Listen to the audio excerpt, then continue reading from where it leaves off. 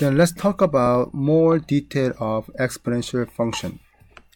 So as we discussed before, y equal to b to the x, that is the general equation of the exponential function. So let's make some example. Let's say y equal to 2 to the x power. Then we can find some x point here. Maybe negative 2, negative 1, 0, 1, 2. Then this all will become 1/4, 1 over 2, 1, 2, 4 like that.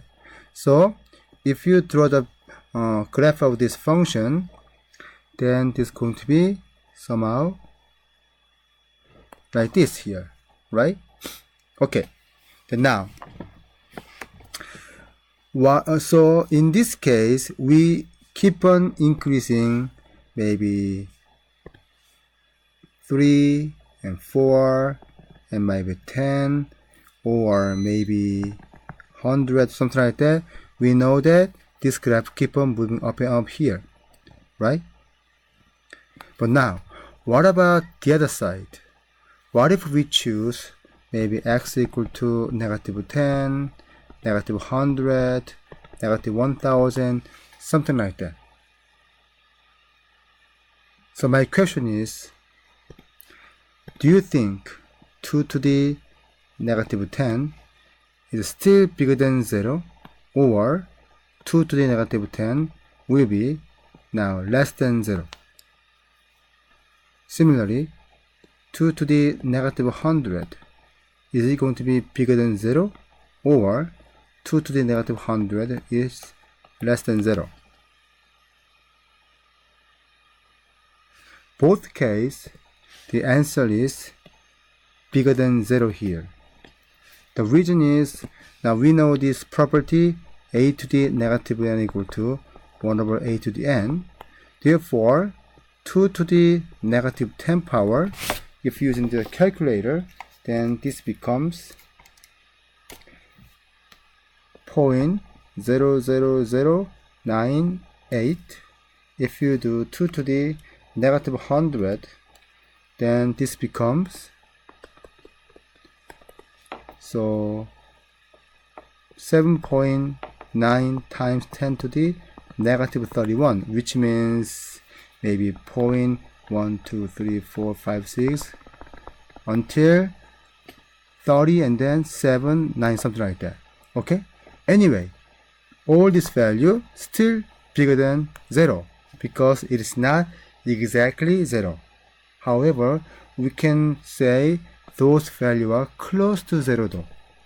But it never going to be 0, and then always under y equal to 0 position here. Okay?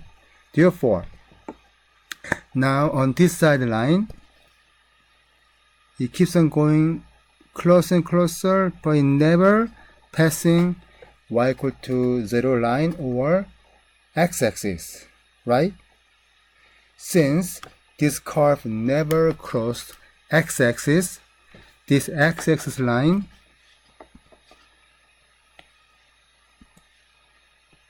this is our horizontal asymptote. Okay?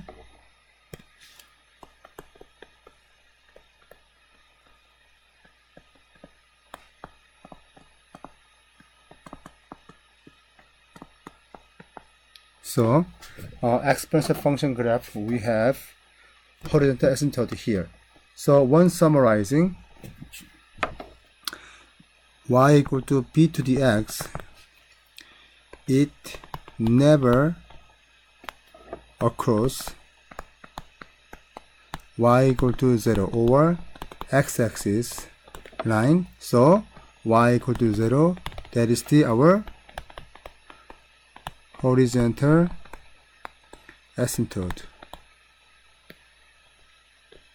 Okay? Okay, now another one. Let's look at GeoGebra and then explore some graph.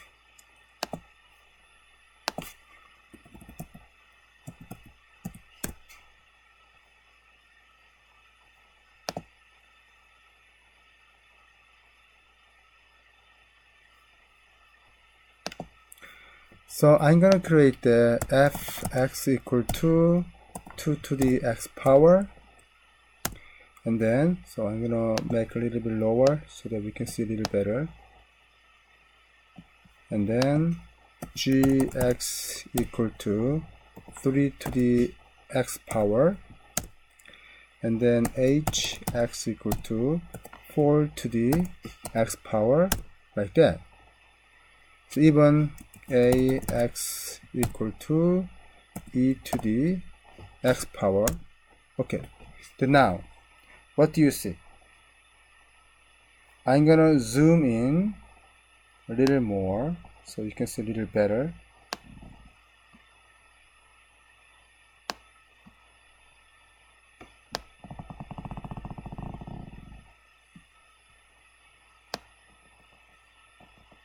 So what do you see here? So I'm gonna turn off all other function and then start from first one.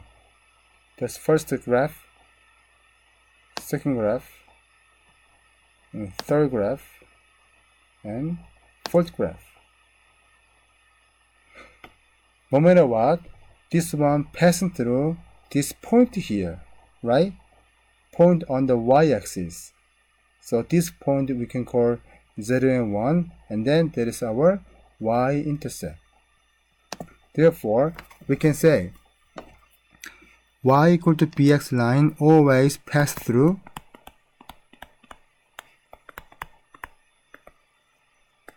zero, 1 point. That is our y-intercept. Okay?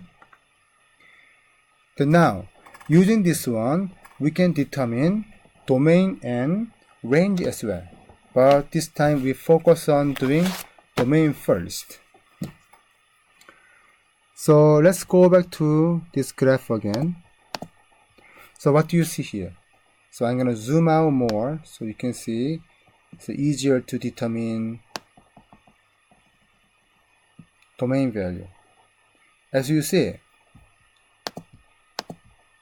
all this function graph located on the left side and the right side here, right?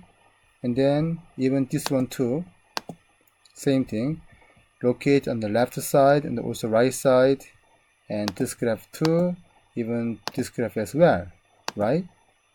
So therefore, domain is all real number basically.